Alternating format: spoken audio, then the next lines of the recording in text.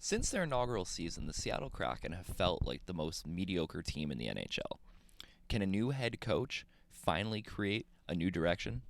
This is the 2025-26 deep dive on the Seattle Kraken. Hello and welcome to team number 27 in my mid preseason power rankings. We have the Seattle Kraken, and Seattle, like I said in the intro, has been fairly mediocre since they've come around. They've never been a truly terrible team, but they've also they had the one playoff year, and other than that, they've missed the playoffs every single season. They've never really been much in the hunt, and it doesn't seem like the team's getting much better, right? Like I don't think that people are going to look at their roster this year and think that it's any better than it was last season or the year before, and it's kind of created this weird mediocre system where it seems like half the time Seattle's going after aging very good middle six forwards, or they're going after young project players, or they're spending a bunch of money on top pair defensemen, uh, or they're signing Philip Grubauer to a crazy deal, right? Like there's no, it doesn't seem like this team has much direction, and I don't think this offseason really cleared that up for me, right? Like I think you had them, moving out Andre Burakovsky, and then you had them picking up Mason Marchment. So like I don't know what the plan is, right? Like I don't know where the uh what the outlook of this team is, right? But then they have guys like Matty Beniers and Shane Wright, who both had have shown flashes of being really good. Kaapo Kakko stepped in last year to Seattle and was able to really find his game. Vince Dunn is still one of the better, more underrated defensemen in the league. And but then you have them spending a bunch of money on Chandler Stevenson. So it's just like I don't know where this team is going and where they want to be. And I think that's kind of the biggest issue with Seattle. And as we go into their player grades, you can see that really in some areas on this team. Their offense ranked 31st for me, and it's mostly because of the lack of direction in the offense, right? It's not necessarily because they have the 31st worst collection of players, and that very much could be the case, right? Like I'm not saying that their offense is better than that overall wise, and we'll get into their overalls in a second. But I definitely think that the lack of continuity is a big reason in that overall rating. But their defense is 19th, and I think their blue line is fine. I think there's room for improvement on their blue line for sure, and there's room for improvement on their offense as well.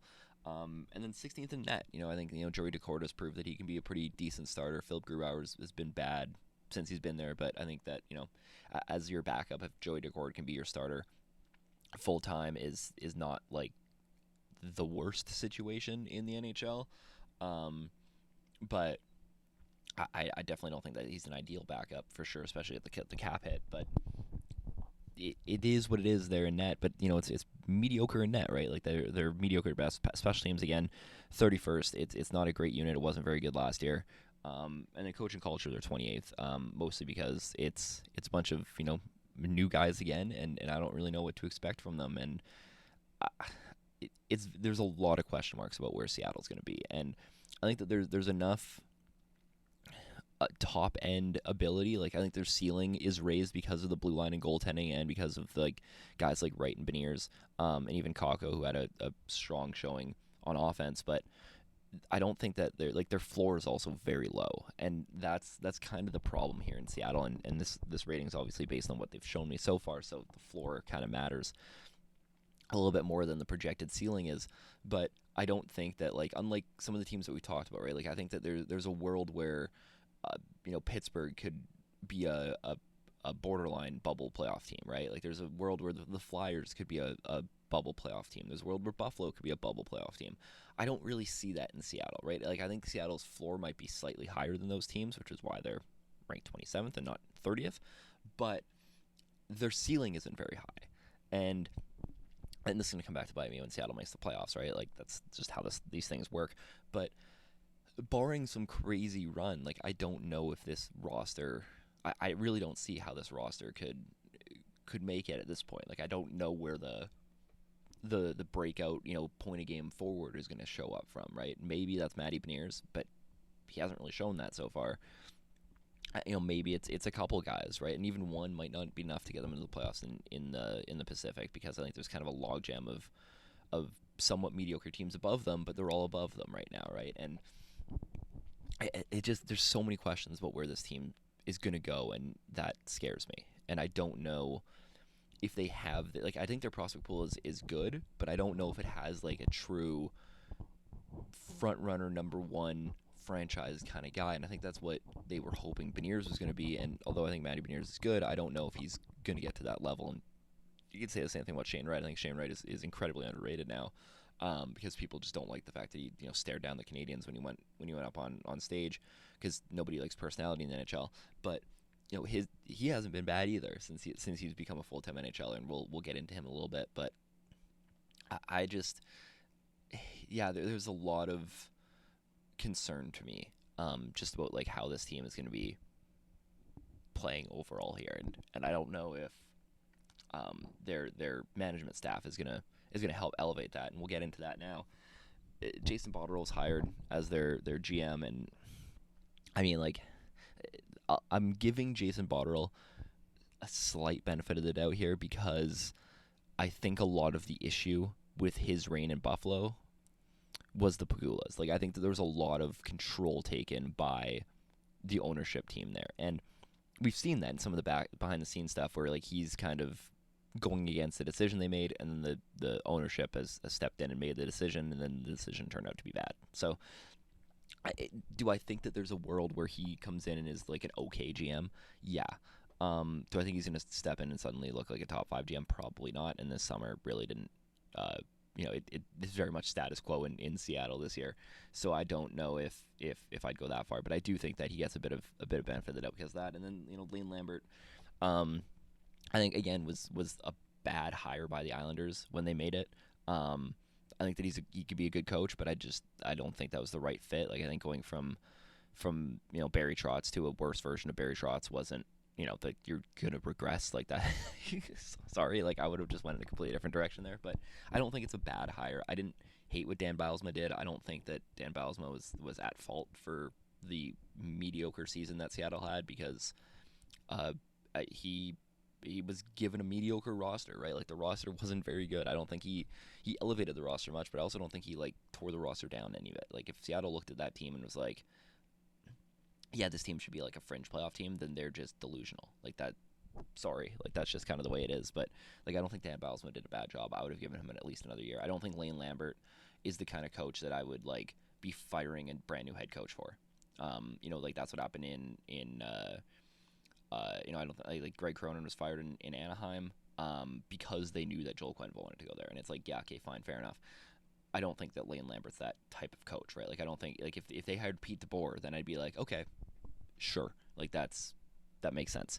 But I would have just given Bylsma another run at it, because like, frankly, this roster isn't very good, and like the ceiling on this team isn't incredibly high.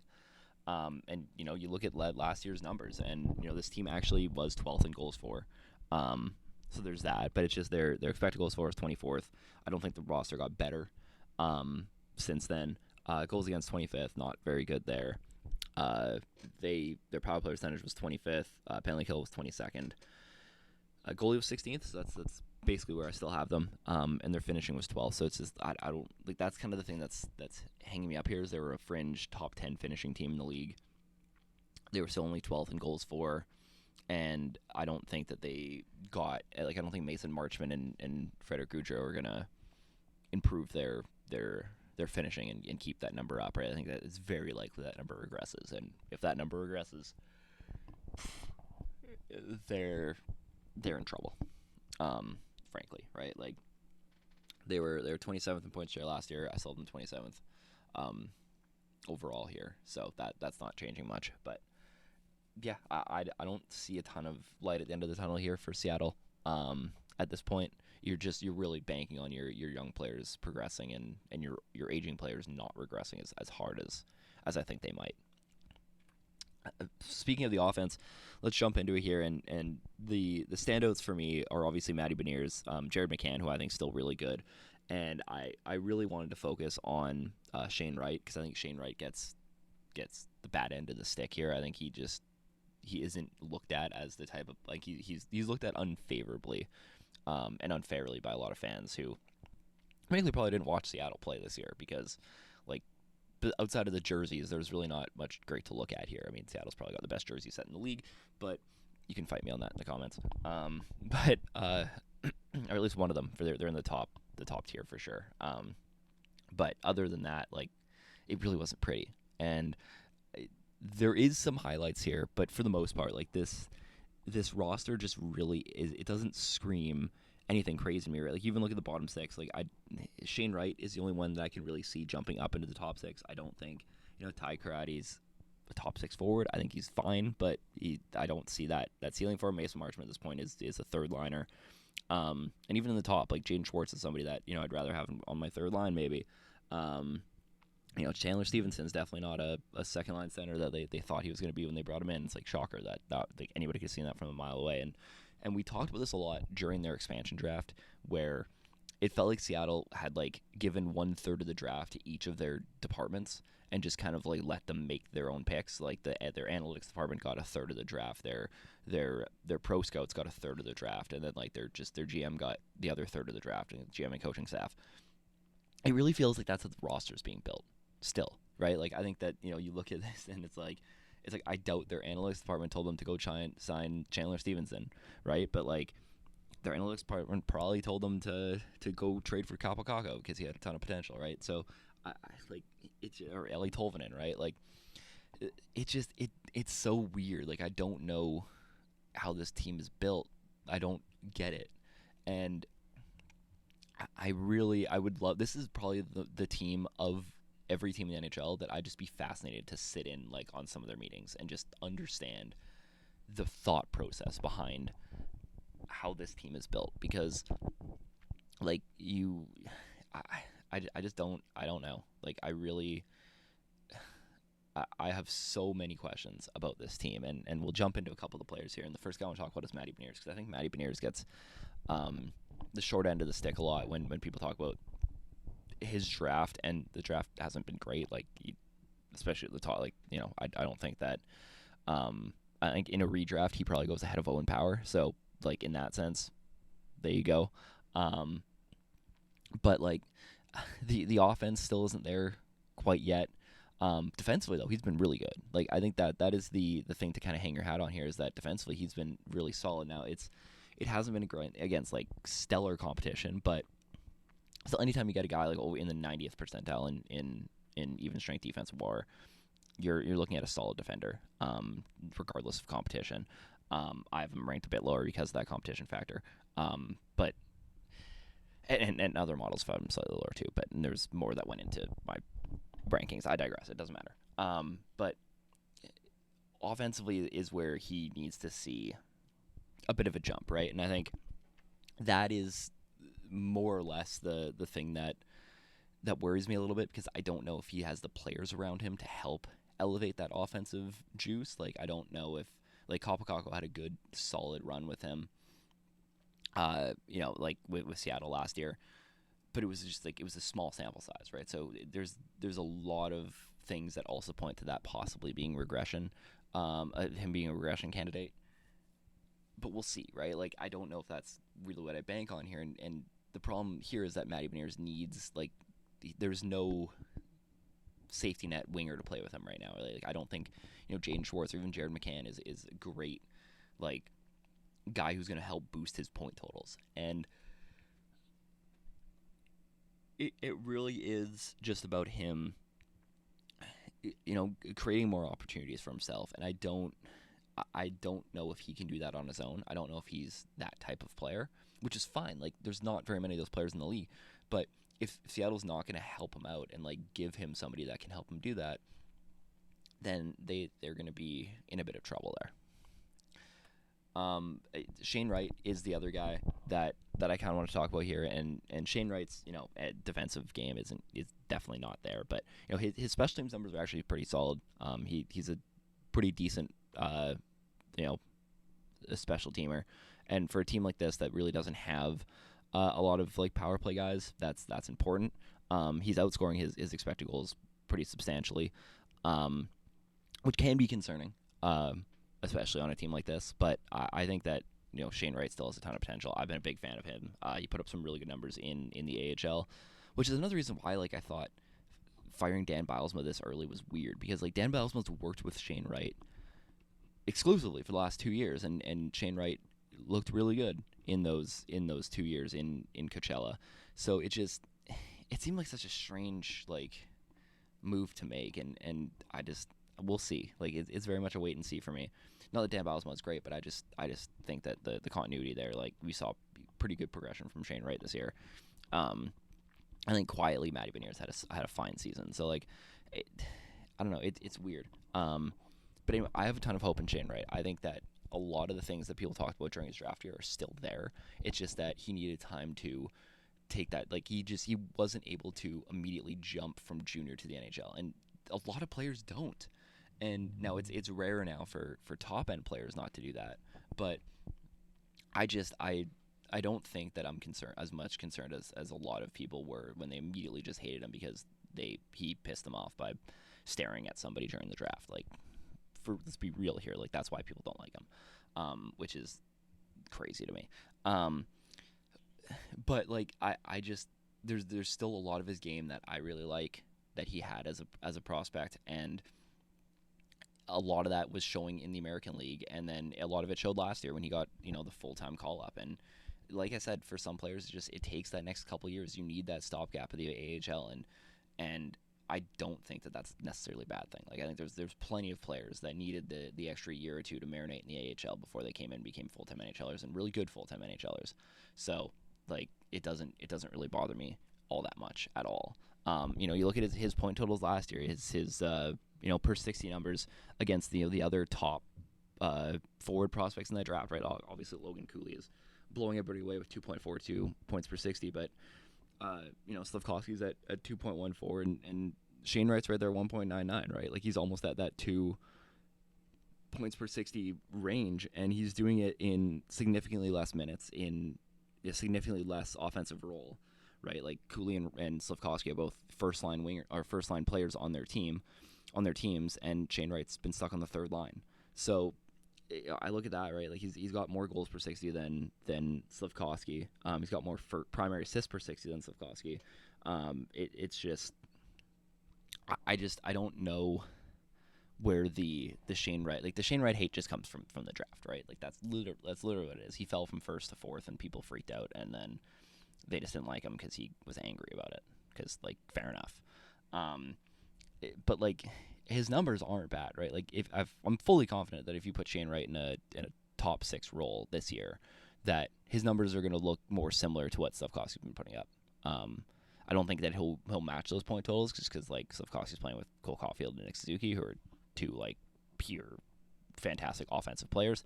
But I do think that we could see in a more elevated role that Shane Wright can take another step offensively, and I hope he gets that, because like at this point I'd take him over Chandler Stevenson as my second line center, but we'll see what Seattle decides to do. James Schwartz is a player that used to be really good and is now just a mediocre middle 6 winger.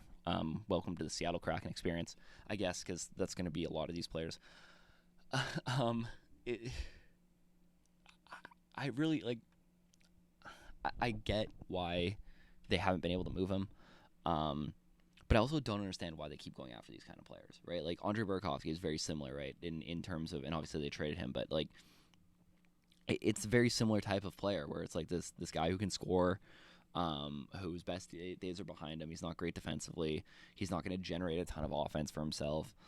It's just like the archetype of Seattle Kraken player is just, it's so obvious in terms of like who they go after in free agency and in trades and stuff, and James Schwartz kind of the epitome of that with how he looks. And he's a good finisher, which is good, because I think if you can improve Matty Beniers' passing ability, that could be a good fit on the line. And same with Kaapo Kakko too. Like if Schwartz can continue to be a good finisher, and that's just what he is on that line, if that is the line they end up going with, then sure, like fair enough. But James Schwartz isn't raising the floor of this team, and a lot of these players aren't going to raise the floor of this team, to be fair. I think the two that are likely to do that we just talked about. So like there's not a ton here that I'm thrilled about. I think that his zone entries being really high in that is actually good because Beniers isn't, which makes the dichotomy in that line kind of strange because your center isn't your primary puck carrier. Basically, it would be Schwartz. So yeah, I don't it. I have trouble seeing how all these pieces are going to fit together in this offense, right? Like, it very much feels like they just kind of go after players because they're like, oh, that's a cool, shiny name. Now, obviously, Jaden Schwartz was on this team, but this is just kind of a rant about Seattle in general. They just kind of go after this new piece that's on the market, and they're like, oh, yeah, that sounds like fun. And then they trade for them or they sign them, and they're like, okay, well, now we have to figure out where he's going to fit in our roster. And they do that after they've acquired the player, and it's just it that's really what it feels like, and that feels like that's been what it felt like since the expansion draft, right? Whereas Vegas's draft was extremely calculated and extremely thought out and methodical, and they built a team with a strict identity, exactly how they wanted it to look, and every single player either fit into that or was going to be a trade chip at some other point, and they went to the Stanley Cup final because of it, and they won a Stanley Cup 6 years later. Like Seattle's coming up on year 6, and this team is nowhere near a Stanley Cup contender. And same tax laws, by the way, in case you're wondering. Literally the same draft, same tax laws, same everything. One team did it really well, the other didn't. Sorry.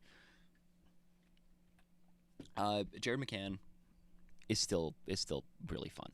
I really, really sincerely hope that Jared McCann gets traded this year so that he can be on a playoff team and he can have a shot to be a key contributor on a Stanley Cup team. Like, he deserves it because he is so underrated. Everything he does, he's so good at. Like, he's literally a Swiss Army knife player, and he has been for so many years. And he didn't really get recognition about it until Toronto traded for his rights and then didn't protect him, and then he left, and it was that whole thing happened. But like, I've always loved Jared McCann. I think he rocks, and now he's getting older. So there is that, and that's something to consider here, is that like the age curve is starting to hit him a little bit. He's not as dominant as he used to be, even 3-4 years ago, but he's still a super effective, second line winger. I think a lot of teams could bring him in as a third line winger on a cup roster, and he'd be extremely effective. Like, he would go through the playoffs and people would be like, oh my god, this guy's great. And then he probably ends up like the Brad Marchand contract, maybe just with less years, but like he'll have this bounce back where it's like, oh my god, this guy's actually like awesome at hockey. And I just don't think he's going to get that light in Seattle because like the situation just sucks, frankly. But get this guy on a contender, and Jared McCann's like a breakout star that everybody talks about in the playoffs. He becomes a household name like instantly, right? Like, I think that's extremely in the cards for him, and that would be great for his career kind of at the end of it, because I think he finally deserves to get in that mainstream light, because he's never had it outside of the data nerds who have absolutely loved him forever. So get this man on a team because he's awesome. Kaapo Kakko is the interesting case here, right? And his offensive numbers did take a spike in Seattle, but again, it was a small sample size, so it's hard to quantify that, right? Defensively, he's still not great, but I worry that it might have just been some regret, that the progression is going to happen, right? Like, you look at his numbers. You look at last year's numbers: 61 games played, 13 goals, 19 points. In 24-25, the Rangers, 30 games played, 4 goals, 14 points, and then he plays 49 games in Seattle and has 10 goals and 30, right? Like, it's his best stretch of those 3 years, including completely outpacing his entire 23-24 campaign. Even more minutes, too. Like, he was given a much more elevated role in Seattle. It's the place where he played the most minutes out of these 3 places. And he was able to kind of go crazy, right? Like 30 points in 49 games, if that's the pace that he can play on, right? Playing at like a 65-ish point pace for an entire career, for an entire season, like, I feel like that you got to be pretty happy with that, right? Like 55, 60 point pace. You got to be pretty happy with that. If you're Seattle, and if that's what you're getting out of him, you're going to get a 55-point player who is, really strong offensively and okay to poor defensively. for the acquisition cost they gave for him, like, you got to be happy with that, and you're just hoping for a bit more progression as that goes on. I think it's encouraging that he had those great 49 games, but it's also his underlying numbers didn't suddenly become insane. It's hard for me to look at that and say that there isn't going to be some kind of regression, kind of balancing out the progression that he's going to take. So time will tell. He's one of the players that I'm most intrigued with on this team, because if he can continue playing at the level that he was in those 49 games, then Seattle's going to have a really good steal of a player there. And I mean, like, obviously he was a top pick for a reason. There might still be something there that hopefully Lane Lambert can get out of him. I haven't seen Lane Lambert develop a player yet, so, like, I don't know how that process is going to go and how that's going to look, because there's a couple on this team that need to get, developed, and we'll see if he can do it. Jordan Eberle is another guy that I think is a very strong deadline candidate for a team this year. Offensively, he's still a very good play driver. He's still, about league average defensively. I love Jordan Eberle. I think that, the age obviously is a thing. He's going into his 35 season, but $4.8 million for a year. Seattle can eat some of that if they have to, but that's really not a substantial cap hit for a rising salary cap, and a team that could be looking for a third line winger. Jordan Eberle can provide a ton of that for them, right? It's very Jared McCann like, where I think that he'll be a cheaper version of what Jared McCann is. I think that especially at 35, like a second or third round pick might get you Jordan Eberle, and that'll be a steal, right? Like, if you can get Jordan Eberle for a third round pick, you are going to be laughing, because he'll be a extremely useful player on, like, a third line to a team. To generate offense, he can drive his own line if he has to. The only worry that I have with him is the finishing ability. It's really dropped off the last couple years, but it's still, like, pretty mediocre compared to league average. It's been kind of the 25th percentile for the last couple of years. It was 75th before that. So I worry a little bit about that. But if he can just drive a line and can become, like, a playmaker on that line, then they'll be fine, because his primary assists are very good. Give him, like, put him in a situation where he can be good. But again, like, we're looking at this, and I'm like, these guys would be great for another team to pick up, or not. Like, they don't fit. Like, what does Jordan Eberle improve Seattle with? He's just kind of a guy in Seattle, right? Whereas, like, send him to a team like that needs some offensive juice on their bottom six, and, like, suddenly he's extremely useful to them, right? And we're going to talk about some teams like that as we move on in the series, and just kind of keep guys like that in mind, right? Keep your Jared McCanns and Jordan Eberles in mind, because they'll fit somewhere else, but I don't see it in Seattle, right? Like, and, like, a third round pick doesn't move the needle for Seattle either, right? So it's like they have this guy who they can't really use. Somebody else would find way more valuable, but moving him isn't super valuable for Seattle either. It's a strange situation. I don't know what the deal is there, and that's just kind of the epitome of the Seattle Kraken experience.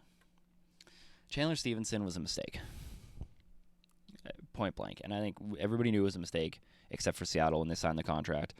It was way over market value. It was way too long for a guy who really only fit a very, very specific role in Vegas and did it fairly well.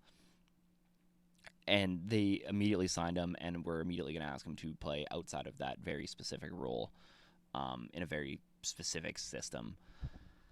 And the proof is in the pudding, man. Like, it was not good. Offensively, he was fine. Defensively, he was a train wreck, and overall, he was a train wreck. And he's not a top six forward. He's an aging third line center, and even that might be, he's going to his 32 season. He plays a physical game. Regression is going to continue to hit him like a truck. I don't know if there's a bounce back potential here. Now, maybe Lane Lambert can figure it out and actually have more faith in him using him properly. But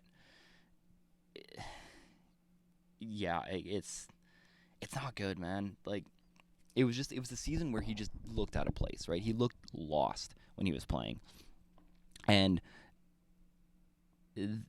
when you're paying a guy as much as they're paying Chandler Stevenson, and for as long as they're paying Chandler Stevenson, you don't want him to look lost in his first season in your team, especially at 31 years old. I don't know why they thought this would be a good move. I really don't. Like, I don't get it. I think when a team as good as Vegas, and now I get that we're in a cap crunch, but when a team is good as Vegas, we'll just let somebody go that had a good season with them, and they're like, yeah, whatever. They're not going to fight it at all.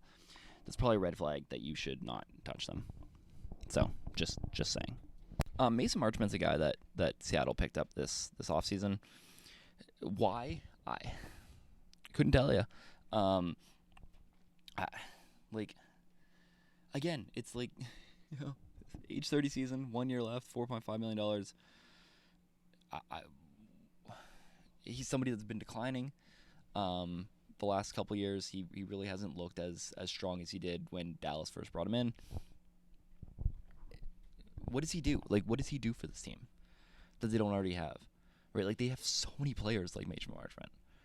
That they've had so many players like him too. Like, this is the very prototypical Seattle Kraken player.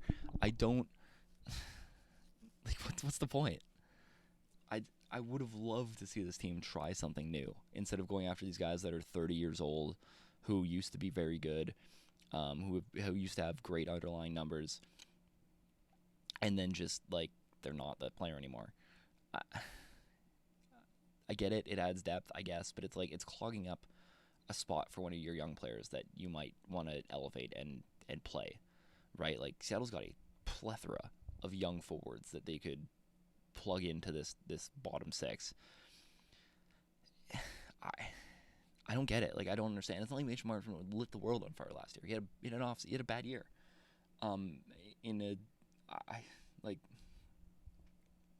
It's mind-boggling to me that this team can continuously put themselves in these situations where they're getting these aging players that like used to be good and I would have loved 4 years ago, and they're just gonna stow them on their team. That's just what they are, and this is how they've built this team since the expansion draft, and it hasn't worked. Like, it's never worked, and I don't hate Mason Marchment as a third line winger. I just don't get it for Seattle, and he might have a good season. That doesn't mean it was a good move. Like, it's kind of irrelevant on how Mason Marchment plays unless he comes out and scores 50 goals this year, right? Like, it's more about the fundamental like idea behind how this team is being built. That's my problem with it. And you can add Frederick Gaudreau to that list too, right? Like, they trade for Frederick Gaudreau. Why? Like, what is he like? All he's doing is clogging up your fourth line. Like, Frederick Gaudreau is a fine fourth line center, right? If you want Frederick Gaudreau as your fourth line center, go for it. But like, you're giving up assets to take up a roster spot on a team that's not going to be good. Like, let a kid play in that role and see what he becomes. Right? You can trade for a Frederick Gaudreau at any point during the season. Fourth line centers grow on trees. There's mediocre fourth line centers everywhere. Like, every team has one. You can go get this player whenever you want. You can sign a guy in free agency. There's plenty in free agency right now that you can go get. I don't. If they would have signed Frederick Gaudreau to a 1-year deal, and then we're like, yeah, we're going to trade him for a third-round pick at the deadline because centers are super valuable at the deadline, I would have been like, yeah, sure, that makes sense, I guess.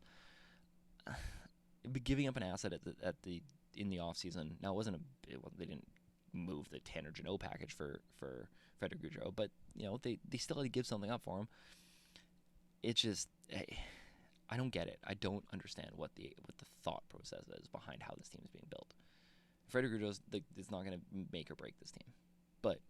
And neither is Mason Marchment. But like, the fact that they're still acquiring this type of player over and over again, and every single year it's the same thing where Seattle's just mediocre, and they made a lot of moves this summer just to be like an 80-point team again, and I don't get it. I really don't get it.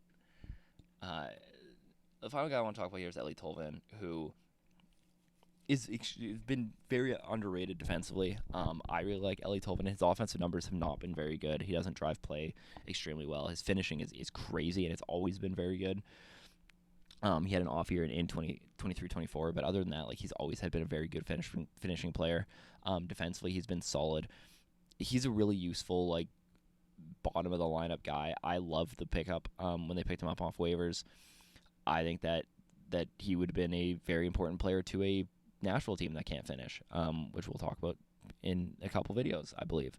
Um, so, like, I don't. He's fine. He doesn't drive play at all, but he can just be a spot up shooter on the bottom six, solid defensively, which is unique because a lot of those, and that's what makes him a unique player, because most of the spot up shooter guys are also terrible defensively, and it makes them unplayable. But Eeli Tolvanen's defensive ability is actually like fine. So like being a spot up shooter in a bottom six is actually like it makes sense for him, which is weird. Like that doesn't is a very unique player in that sense, and I think that's why I like Tolvanen. Like I'm a fan, and I actually like don't hate the fit in Seattle because he's going into his age 26 season. Like that makes sense. This is the kind of player you should be picking up if you're Seattle because he fits your timeline better. Yeah, the 30-year-olds you can leave alone, but the guys that are 4 years away from being 30 are a little bit more digestible for me for what this team wants to be. And yeah, I like Tolvanen. I don't like this offense. Put it simply. The blue line is better. You obviously have your Brandon Montour and Vince Dunn being your two pillars on this blue line. Now Brandon Montour had an off season last year too. I expect him to be able to bounce back a little bit more than I do for Chandler Stevenson. They go and sign Ryan Lindgren to an insane contract, but I still think Ryan Lindgren has potential to be a second pair defenseman. I think that he can be the fourth best defenseman on a team, and he's going to have no pressure to do it here in Seattle. I think that's going to be good for him. Adam Larson's aging, and he's fine. Jamie Alexiak's just kind of a guy, and Riker Evans is an interesting player. We'll talk about Riker Evans in a bit, but overall, like I think the structure of this blue line is fine. Like I think Vince Dunn and Brandon Montour as your 1 and 2 are like bottom of the barrel 1 and 2s, but they're actually 1 and 2s. Then you have Ryan Lindgren as your 3 is not great. Adam Larson as your 4 is also not great. Then you have Evans and Alexiak as your 5-6, which I think is actually not bad. So again, like I think the floor on this blue line is actually pretty high, but it's just like the ceiling. It's kind of like the lowest possible you can have like a good blue line, if that makes sense. Like I think that like Vince Dunn's a 1, but like I'd rather Vince Dunn be my second best defenseman on a really good team. Brandon Montour is a good 2, and he's a fine 2 on a lot of teams, but like if he's your 3, that's even better. And you can kind of just go down the lineup and fill those guys in, kind of following that pattern, and that's basically what Seattle's got here. First guy I want to talk about is Vince Dunn, though. Vince Dunn, I don't think gets talked about a lot because one, he plays in Seattle. Number 2, he had somewhat of a regression year last year in terms of like overall production, but offensively he's still one of the better offensive defensemen in the league. Defensively he sucks, and that's kind of the story behind Vince Dunn. And I think as your number 1 guy, I think he needs a strong support system around him if he's going to be your number 1 guy. I don't think Seattle's built a strong enough blue line around him, but I do really like Vince Dunn. I think if he's the number 2 guy here in Seattle, that would be a better solution at this point in his career. But he's 28, going into his age 28 season. He's good. Like I like Vince Dunn. I think this blue line, like I said, overall is better than the offense. I think it's built better than the offense is. And Vince Dunn being at the head of it is fine. I think he's really good, and it's more just about the support system around him, right? Like he can be your number 1 as long as you can have that good system around him. And I think that the rest of the blue line is okay. It's not it doesn't blow me away, but it's also not like it's not terrible. It's pretty mediocre, kind of like Seattle in general. Brandon Montour had a quote unquote down year last year, at least defensively. Like defensively, his numbers dropped quite a bit than what they were in Florida. And again, I think that has to do with playing an elevated role. It had to do with just the new system, all those things. I think that there's enough leeway and there's enough good things in Brandon Montour's game where like we might be able to see a bit of a bounce back. But again, he's going to be 32. It's a long contract. Like I didn't understand either of the signings. I understood the Chandler Stevenson one less than the Brandon Montour deal. But I don't think either of those contracts are very good for where Seattle was at the time, and I stand by that. Like I think that neither of them working out in year 1 kind of proves that. And now Brandon Montour's offense was fine. His expected numbers, expected goals above replacement was actually really strong. And it's just going to be about him being able to find that overall game and really become a true number 2 defenseman. And even in Florida, he really wasn't given that full responsibility because, he had Forsling and Ekblad there as well, which definitely helped ease a lot of that, although there was times where Brandon Montour looked like the best defenseman on that team, but he didn't have to be night in, night out, whereas now in Seattle, he basically has to be the number 2 guy every single night. And I don't know if he has that in him at 32 years old. And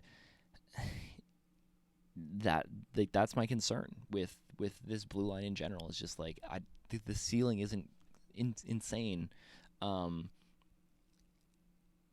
and you're asking these aging players to take elevated roles to get you to competency, right? It's not to get you from like a playoff team to a contender. It's from getting you from the bottom of the league to like mid table, and even that's not good enough to get you in the playoffs. So like, again, like this is a deal that I would love to be in the room to hear like what the justification was behind that deal and to like hear how close Seattle thought they were when they signed Stevenson and Montour. Like I don't think there was the Chandler Stevenson and Brandon Montour away from being a contender, and I would be shocked if that was the thought process in that Seattle management office.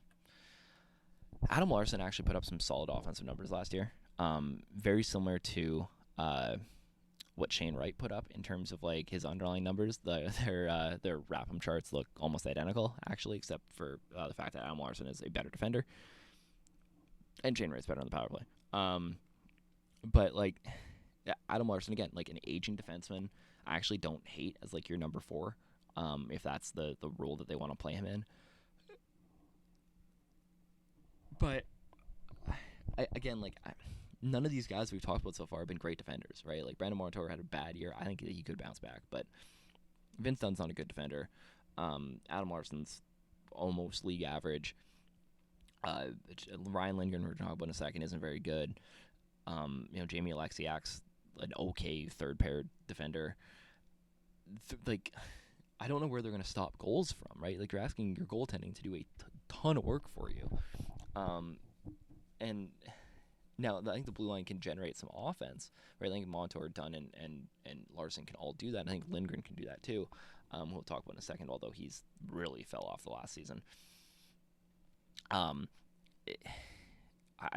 concerned because there's also the very big chance that a lot of these guys can regress, right? I don't think Vince Dunn regresses a ton, but especially when looking at Adam Larson, like the chance generation isn't great, and his goal share is actually pretty solid. It's going to be hard for him to repeat that year in and year out, and he's been able to do it, in short spurts throughout his career. But I have a feeling that Adam Larson we're going to be looking at, and he's going to be an extremely mediocre defenseman this year, and a lot of that's going to have to do with the age, a lot of that's going to have to do with regression, and a lot of that's going to have to do with the team around him. But it's kind of just the same story here throughout this roster of Seattle. Like, I don't know where the spark is. I don't know where the energy is, and that's what I mean. Like, play the kids, man. Like, at least you have potential for growth if you let your kids develop. Like, you have a team in Coachella that just went to back-to-back Calder Cup finals, a couple years ago. You have talent on that team. Like, let them prove it. Let them try to prove themselves. And you keep clogging up the pipeline with aging players. And now I get Adam Larson was on the team, but like just in general, like there's no room for these kids to jump up because they have all these guys who are like 32 clogging up the pipeline at every position. And it's frustrating. One of the guys they brought in was Ryan Lindgren. It's like, why? Like, I get it. You don't have any defensive prospects. You don't draft defensemen. Fine. But like, Ryan Lindgren had such a poor season last year that like a 1-year deal for him or 2-year deal even would have been fine. But like they paid him way too much money.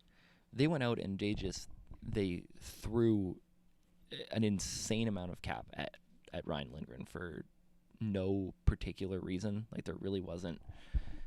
I can't imagine that there was a market trying to been on Ryan Lindgren, especially after the season that he had, where he didn't really work in New York, and then he went to Colorado, who makes everybody work, and he couldn't fit there either. So I don't know what the thought process was behind that either. Like, it just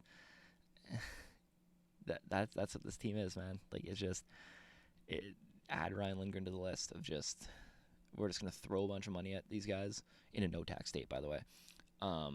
And we'll see if one of them sticks, and so far none of them have. And I don't expect Ryan Lindgren to be anything out. I think he'll be better than this, hopefully. But I just, how much better? I don't know. Maybe he looks like an okay number 3 defenseman. That's not moving the needle for you at all. Riker Evans is the last guy I kind of want to talk about in this blue line, I think. And Riker Evans has actually been a breath of fresh air on this team. He took a slight downgrade last year, or this year compared to last year, but going into his 23 season, you're talking about a guy who's put up very, very good defensive numbers. Now, he's done it against, pretty weak competition. There's not a lot of offense here, but you don't really need that, right? Like, if Riker Evans can be this defensive guy for your team, and even in a limited role, like, you don't have to play him against the toughest competition because you have guys who can eat those minutes at the top of the lineup. But if he can come in and be a very strong defenseman for you in the minutes that he plays, like he has been, even in a down year last year, was still top 75%. That is extremely valuable, and you can grow the offense as he ages, right? Like, but if his primary role is going to be defensive minutes, give him more challenging minutes, right? Like, let him develop that. Put him in more difficult situations. Maybe you'll see his numbers drop a bit. Don't worry about that. Let him grow in those situations. That's kind of my ideal fit here for Riker Evans. I like him. I think that he has a strong future here, especially if he can continue to put up these numbers, being a pillar on this blue line, kind of as like a second pair guy probably.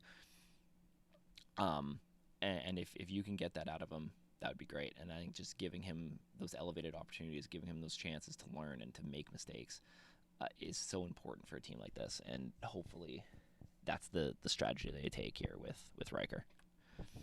Talking about the goalies, this is definitely the highlight of this group. Joey Decord is a true number 1 goalie. Now, I don't think he's like great, but I think that he's good enough definitely for what this team needs, and he's definitely like outplaying any of the goalies that we've talked about so far in this series, and definitely some above him as well.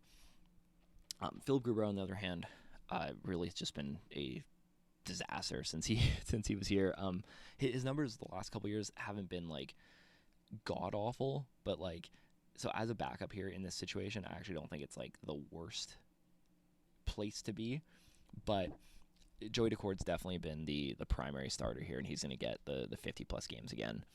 And if that's the way that Seattle plays their goalies, then it actually won't be that bad. And he's going to be asked to do a lot, right? Because we looked at the top 4 defensively. Like, there's really not a lot of defensive guys in that top 4. And I worry that he could get overwhelmed because of that, but he hasn't yet.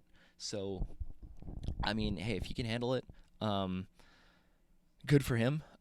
He's been good for a couple of years now, so the random goalie regression probably doesn't end up happening. Goalies are weird, right? Like, Philip Gruber might come out next year and just be great, and that's just kind of the way that goalies work. But I don't hate this tandem. I have it 16th, and I think that's fair. I think that their starter is solid. I think their backup isn't, and that's kind of where we are here with Seattle. Finally, the special teams, and the special teams are a mess, frankly. They need a lot of work on both ends of the ice. I really don't think this team has very many competent defenders.